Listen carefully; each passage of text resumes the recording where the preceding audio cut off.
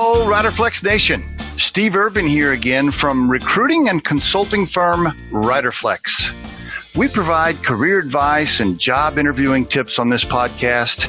And if you enjoy the show, please remember to subscribe to our channel and like the episodes. And on today's Riderflex podcast, we have John Weiss, the co-founder and chief creative officer for Human Design, a marketing and advertising agency based in Boulder, Colorado. John, welcome to the Riderflex show. Thanks for having me. Glad to be here. You bet. Thanks for calling in. So you're in Boulder today? Yes, sir. Boulder, Colorado. Beautiful fall weather we're having right now, isn't it? The last couple of days? It's been stunning. It's great this time of year, for sure. So is that right, by the way? Is it a Los Angeles office and a Boulder office for Human Design?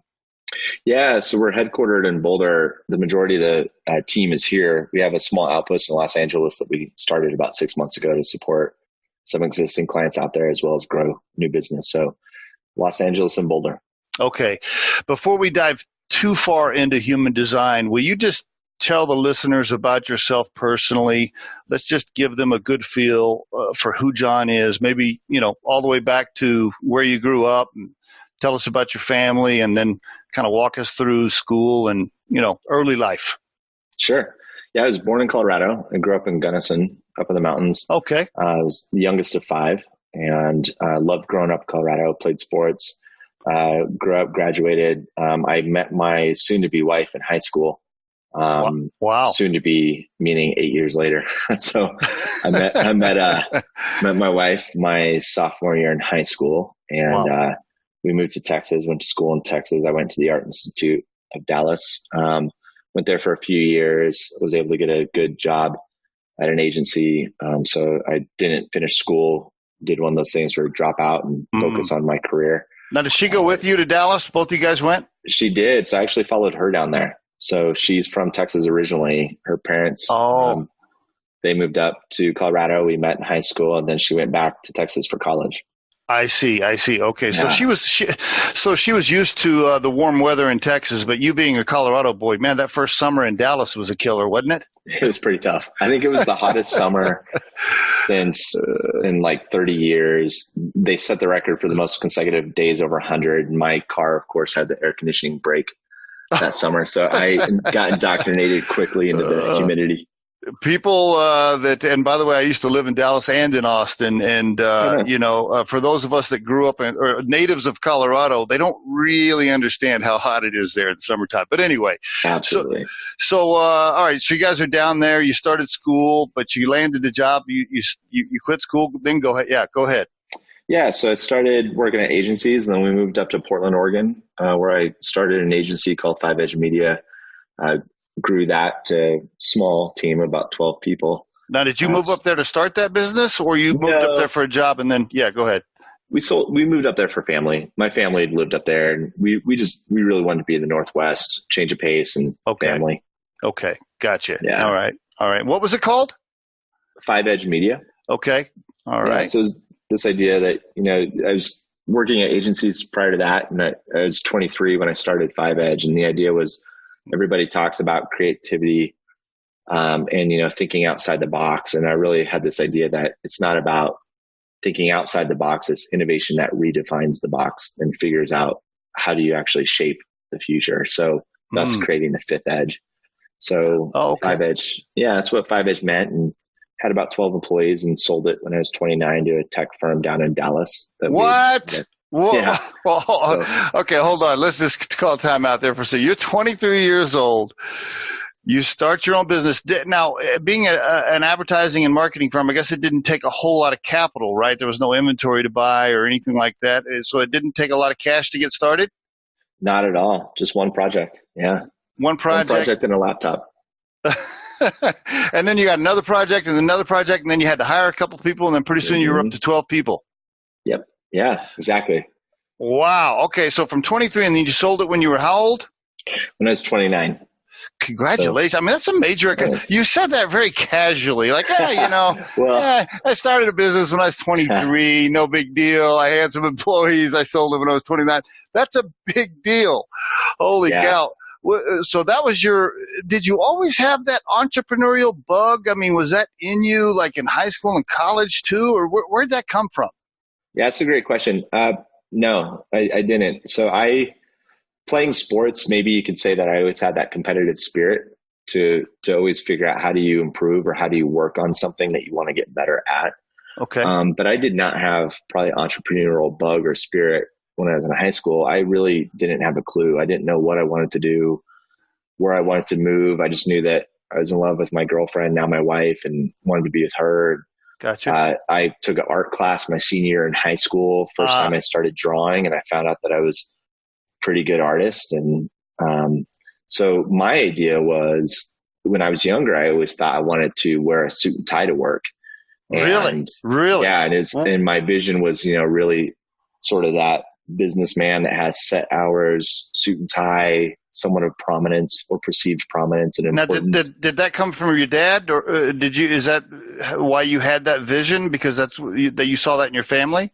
That's a good question. I don't know where I got that. So my dad was a Colorado State Patrolman. So he was a CSP for 20 years and retired. I'm not sure where I got that. Okay. All right. Good question. But you obviously you had the artistic flair, the creative juices were in there, or you wouldn't have been able to get 5 Edge going. I'm just curious, how does a 23-year-old kid that really has no experience talk another company into paying him for advertising and marketing? How does that work?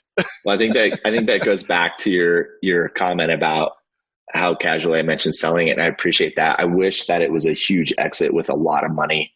It was a successful exit for me to make a little bit of money and sell something of value. So it was a valuable exit, but it wasn't a really romantic multi-million-dollar deal. It was enough to take care of my clients, take care of my family, make some money, get out from underneath it. And I think that goes to your question about how would I convince clients to sell. And, from 19 to 23, I worked at some really top agencies in Dallas. And I worked under really good creative directors and under good mentors that taught me the value of relationships, and at a high level taught me the value of soft skills. I see. And at a practical level taught me the value of, scopes of work and change orders and how do you articulate value to the client. And I think part of the success with the first company was just by pure willpower and horsepower. Okay.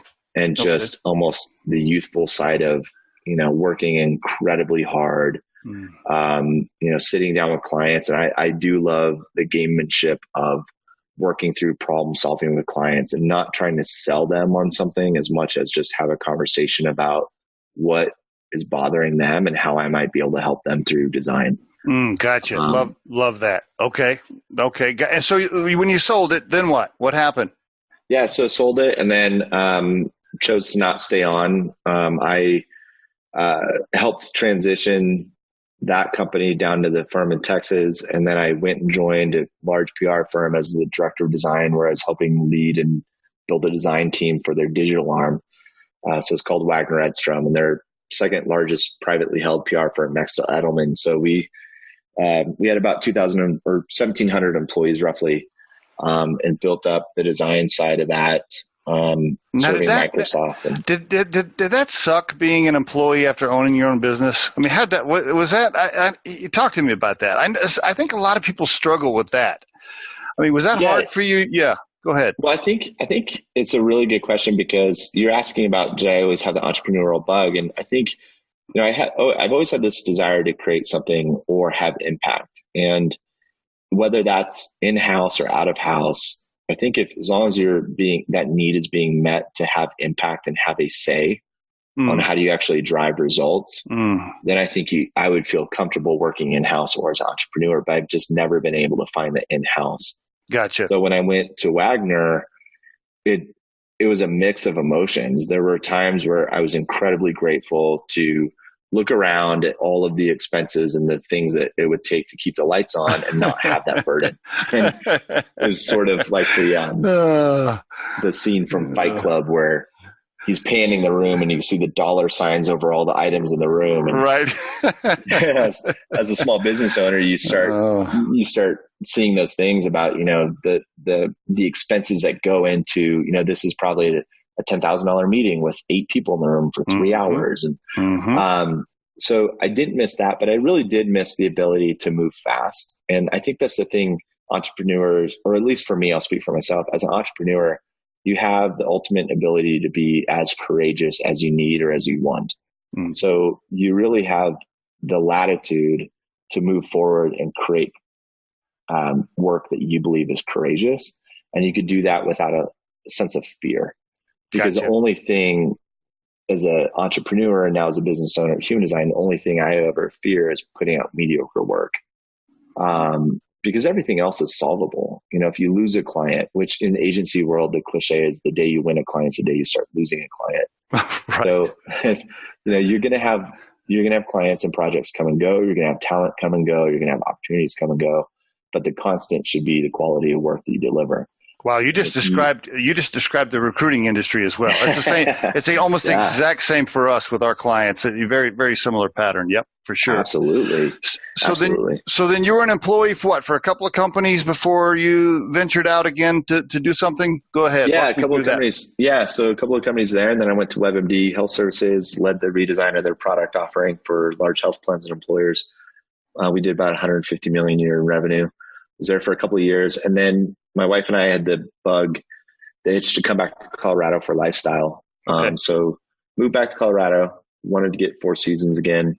From Portland, right? Just too rainy, too rainy, too cloudy? Yeah, too cloudy. The people there are incredible. It's one of the best cities you could ever hope to live in. So is Seattle. Just the Northwest is brilliant. Just the clouds for us, just the constant drizzle in the clouds. And, you know, being a Colorado boy, I missed having sunshine and 4 seasons and skiing. And so we moved back to Colorado, and I did a stint at Crispin Porter and McGusky.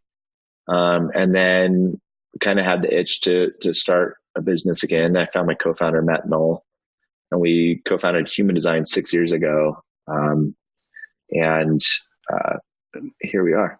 Now, can you, let's walk through some of that. So Matt, was he a friend of yours? No, I had an office next to Matt in a building here in Boulder. I was just always impressed with his vision and his understanding of technology.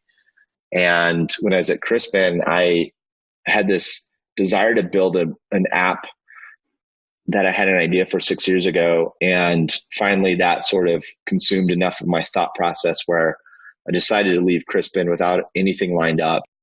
But really, it's just that idea that you really need to be where you want to be. You cannot hope to be where you need to be, if that makes sense. You can't. I love that. You talk to a lot of people. Well, you talk to a lot of people where they'll visit somewhere and they'll say, you know, I really hope to be here someday. I really hope to be here. So true. And the best place to be here is just get here. Just figure out a way to get here so that you are around and that you're relevant and that people can find you and meet with you. You know, they need to be able to pick up the phone and meet you at a coffee shop in 15 minutes because you're available. And so when we did that, we put ourselves in a position to where we knew we needed to be here. And then with Crispin, it was a great job, wonderful place, great people. But there's still just sort of a lacking for where we needed to be collectively as a family and in our own pursuits of, you know, our career. So when we jumped ship, and my wife and I decided that now was the time to build this idea that we wanted to build, we just dove straight in. I didn't have anything lined up. So the first time I never had a job lined up. Wow. It was always important to me. And not even a client? When you started Human Design, you didn't even have the first project set up? We did not. Holy cow. So, yeah, we actually started 2 businesses at once. So when I started Human Design, I called up Matt, asked him if he wanted to join me. We co-founded the company to build this idea out. We also had another opportunity presented to us with some other individuals. So we were kind of chasing 2 dreams at once. Okay. And not chasing 2 dreams at once. We were kind of building the other idea collectively. That was very quickly identified as an interesting but not relevant distraction. So then we just focused on Human Design. And the way we just started out was just as scrappy as possible. We didn't have any clients lined up, but we had a ton of connections. Okay. And I think it's important for entrepreneurs to know that, you know, it's the first time that I'd ever taken that big of a leap of faith, but it also was incredibly calculated. The fact that, you know, I was where I needed to be. I'd already made some good connections here in Boulder. I had at that point had about a 15-year career. So I was really well connected in the space. So right. I had that confidence to know that I could pick up the phone and start working relationships around a service that I knew people needed. And so there's that confidence. But the interesting thing was when I first sold Human or 5Edge, you couldn't pay me enough money to go do my own thing again. I was so burned out on the hustle. Oh, really? Okay. It was just all of it. Just what? Just the bill, the paying the bills, and being the CFO, and just all of it. Yeah. Gotcha. Totally. Yep. Totally. And then with Human Design, a key thing for me when Matt and I started Human Design was really this idea that this would not be the last greatest thing I ever do in my life. And when I had that thought, it was incredibly freeing because there's no ego attached. There's no sense of failure. There's no idea of embarrassment. If you're, in the community about 6 months later, if this thing fails and people come to you and they say, hey, what's going on with Human Design? How's it going? Oh, it's shut down. If you go in thinking that this isn't going to be my last stand, this won't be the last greatest thing I ever do in my life. For me, that was incredibly freeing to just pursue it with 100% of everything I had, because if it didn't go, it didn't go. It wasn't a big deal. Absolutely. And it really forces you to understand your value. If you're an entrepreneur or you're a candidate, you have to really, and no one will know your value more than you. Gotcha. So whatever value you put on yourself, that's what people they'll agree with that, and I think for me, it's just knowing the value of a storied career up to that point, connections I have. This won't be the last greatest thing I ever do. And if it fails, I've worked hard enough and set up a system and a structure that I can go back to. I can go back to the well if I need to. That's key. And I think that's really important for everybody to hear, because I think a lot of people think, okay, I'm going to push all my chips into the middle of the table, and if I don't make it, if the business crashes, I'm going to be homeless and life's over, right? And it's not really like that. Right. If you have built up a good network, right, and you have decent relationships, and you've worked hard, and you have good references, and you have a skill set in something, you can always go get another job, right? Life goes on. It's not, life's not over if it doesn't make it. I think that's important for everybody to hear. When you and Matt started, was there a good separation of skill sets and duties? Like, okay, listen, you handle this piece, I'll handle that piece, and you balanced each other. Can you give us some background there? Yeah, there's really nice delineation. So his background was in technology, mine was in design. Okay.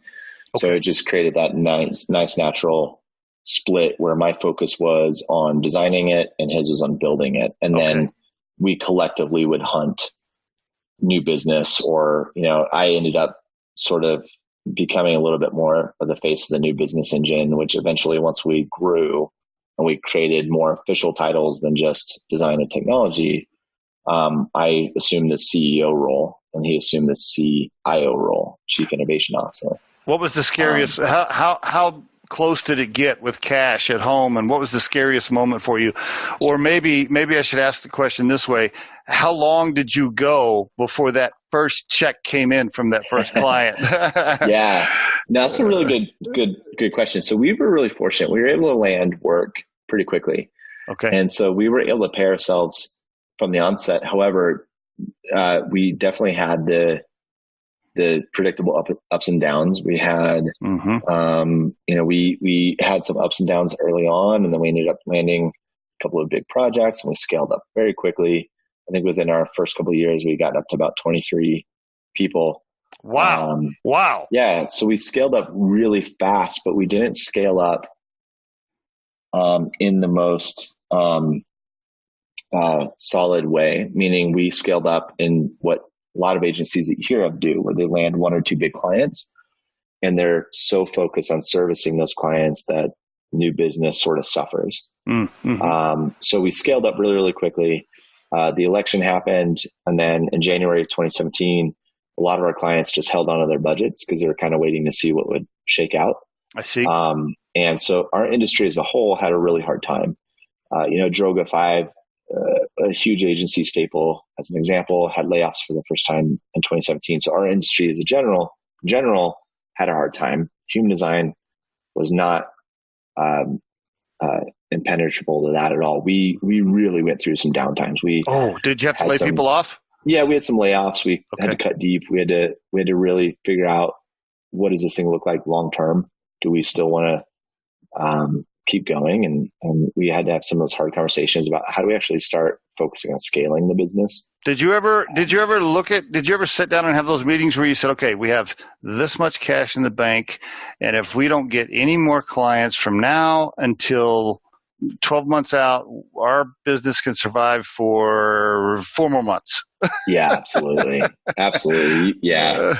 You had that a lot. I had a spreadsheet actually that I had created at one point, in one of the columns, it was called Time Till Death. It was literally, it was essentially the financial forecasting, and I could look at that time till death, and it was calculated in days, so if it was 90, we had 3 months until we're dead. You know what, my friend, I can relate. We have those meetings, at Riderflex sometimes, now that we have employees and we've grown, sometimes the employees will say, well, why can't we have this? And why can't we have that? And, it's something that costs money, right? And one of the things that I will do with the equity holders, if they're an equity holder and a partner in our business, I'll say, hey, look, let's just open up the cash flow together. I'm going to show you right here that we have X amount of months to sustain our current expense, right? Our current expense structure monthly. And do you really want to spend that? Anyway, but to your point, yeah. So it was like that for you during that period, and you had grown up to, I think you said 12 people. So you cut back just a little bit, but obviously you stayed alive, right? Kept pushing forward. Yeah.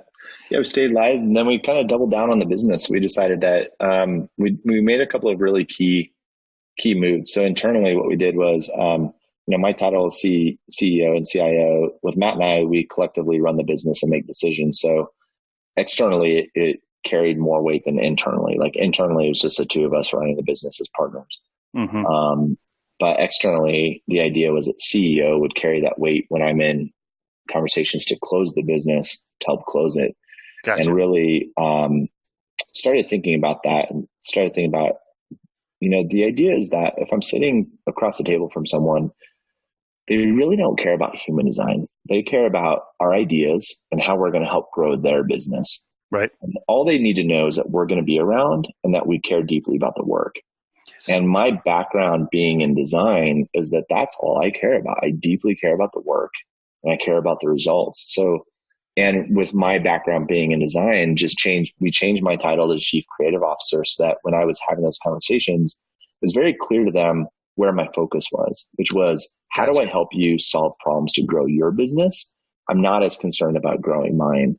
Matt, my co-founder, we changed his title to CEO because that was his focus. His focus was on keeping and growing the business. Gotcha. So it was just this nice delineation of roles of Matt's title changed to CEO, mine changed to CCO. And then we really doubled down and we purchased a video production company. Whoa. Okay. All right. That's a big move. So that's it. Now, had you taken on cash or any investors up to that point, or was it just bootstrapped with you two guys? It was bootstrapped, and we're still 100% independent. So Matt and I still own it 50-50. We've never taken a penny, for better or for worse. Congratulations. Thank you. Yeah, I think it's been really good. Hey, to be able to say, how many years you've been in business? 6? 6 years. To be able to say, well, you've been in business 6 years, you bootstrapped it, you never took on cash, you're cash flow positive, still alive today, and you still own, you and Matt together, 100% of the business. I mean, that's pretty damn good. Thank you. Thank you. Yeah. Congratulations. So then you made a purchase. Sorry, you made an acquisition right there. Go ahead. Yeah, go ahead. Made an acquisition on the video production side. And then we also made an acquisition on the marketing side. We purchased a small marketing firm. Okay. And then about 8 months later, we purchased a UX studio called Universal Mind. And really the goal was to really expand our service offering. So in an industry that is really open about being disrupted, the ad agency model, where the big players are feeling disrupted, the small players are trying to figure out how to make their way. As an industry, a lot of folks are sort of thinking through, how do we go very specific? How do we become the best design studio on branding or user experience, et cetera, et cetera? And our thesis was the opposite. Our thesis was, how do we go broad so we can be one-stop shop? Because ultimately, in my career, I've seen ideas get watered down and cohesion get eroded when you're building and you're piecemealing your solutions through multiple agencies. We're going to have a social media agency. We're going to have a marketing agency. We're going to have an ad agency and a UX agency. The challenge is you're asking each of those agencies to hold your ideas and your brand and your outcomes as precious as you hold them. And in reality, a lot of agencies may not. And now you're asking those agencies to talk to each other and care about you at the same level that you care about yourself. It's just really challenging. Gotcha. So we doubled down on becoming a full service agency, being able to build it, sell it, ship it all under one roof. And that proved to be a really key move for us. That really helped position us for success. And then, now we're back. We're close. I think we're a little over 30 people now. We've opened up the LA office. We're doing a lot more global and national work. It's really helped us position for the future. Congratulations. I think it's wonderful that you guys have gotten it to this point and it's growing. So right now, if let's just use Riderflex, for example, my own company, if we called you, you can do it all. Social media, video, print, whatever. I mean, there's nothing you can't do. Is that right? Correct. Okay. And you don't specialize. By the way, when you look at the website's awesome and your reputation online is very strong. Thank you. Great images, great video, very powerful with imagery. And I'm not a creative guy and I noticed it right away. It feels like the agency leans towards video, but is that not accurate? It's not. We get a lot of that because a lot of the stuff on our site right now really does lead with telling the story through video. Okay. But it is a really large portion of our business. But it's really the easiest way to think of it is smart creative. So we have a strategy team that really helps understand how do we build the right it. And then we have a creative team that will build it right. And then we have a media team that will help tell the story, whether it's through film or images or through social media ads. But yeah, our site right now is just the catnip. I call it catnip for CEOs or for buyers for us. Oh, I see. Typically it's video. So we really lead with that because that's the fastest, easiest thing for someone to get their arms around. Well, there's some impressive clients on there, my man. I mean, Google, Netflix, Nike, Twitter. I mean, hey, I'll take. I want a few of those logos on the Riderflex website. Yeah, well, thank you. What? I know we're stretching out our minutes here, but a few more things. So let me just ask you. So, 30 people now, and you've obviously now been managing and supervising people for a long time in your career. But when you first moved to C-level, or let's call it when you got your team as big as it is now, as a C-level person, right? You've never had that. You've never been a C-level business owner with that large of a team. At least this is the first time, I think. What's some advice you can give other people entering that C-level position for the first time, never having managed that many people? Maybe some advice or tips or things you've learned about managing a team of that size. That's a really good question. I think the biggest thing for me was figure out how to delegate early and figuring out what that means. So if you're running the business and if the business is contingent on you and in your presence, the first thing you want to try and figure out is how do you scale that? So true. And when do you want to scale it? You may not want to scale for 2 to 3 years. You might want to really get your foundation solid and stay small to where you are involved in every client conversation and interaction, and you're sort of the face of the company. And that's okay if you're building a foundation. But I think having an idea of when that foundation needs to scale beyond yourself, how do you surround yourself with captains or leaders that you can delegate to quickly and give them the authority and the autonomy to go do their best work without being in the weeds with them. Isn't it Was it scary as hell to hand out that first set of work that you weren't involved in? Oh yeah, absolutely. Absolutely. And I was terrible at it. I wasn't good at it because I would sort of hand it to them, Right. and it caused confusion. I would kind of give them the authority, but then I would check in, or I would, because it's your baby. And if you're a perfectionist, you're looking at all the details. And so one thing actually that helped me with having folks around me as well is just communicating what's important to you. Like for me, it's really important that someone closes the loop. Gotcha. So I'm going to be way more tempted to ask you about something if the loop hasn't been closed. And it's not that I don't trust you or I'm micromanaging you. It's just that I have multiple things in my mind right now and I know how all the pieces fit together. And I need to know what's happening with your piece so that all the other pieces can be successful. And so it's as simple as an email or Slack or a text message letting me know that you got the thing or that you communicated to the client, right. or forwarding me just so I'm not monitoring and measuring, but that the loop is closed. So I literally can move on past that. Boy, our style is very similar, and our history is too. I remember the very first time we closed a position, we put a candidate, into the client, and they hired them.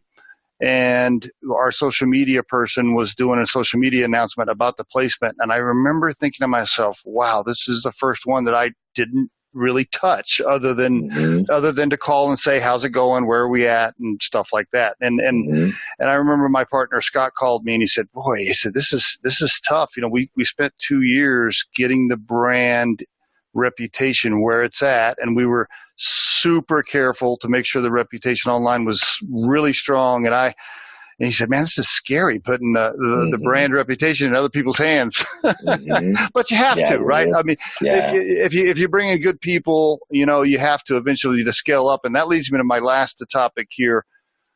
When you're interviewing or considering somebody for your company, what are the characteristics or the personality traits you're looking for when you're interviewing somebody?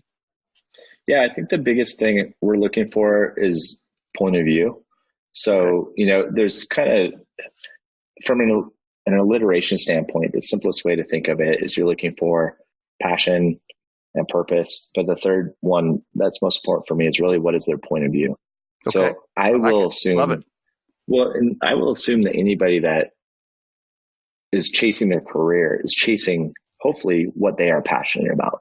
You should be interviewing for those positions that you're inherently passionate about. So that's a given. You should be passionate about the role that you're applying for. From there, you go into purpose, your own purpose as an individual and the life that you have. How does that role that you're applying for help meet your own purpose, but then also their purpose? There's that shared value. But the third one for me is, what is your point of view? I want to know how you see the world and how you see you in our organization being successful. And a point of view then shows me your tenacity, your resiliency, your grit, your hustle, your ability to take complex problems and put those into a just like discrete point of view. That to me are things that are really hard to teach and coach.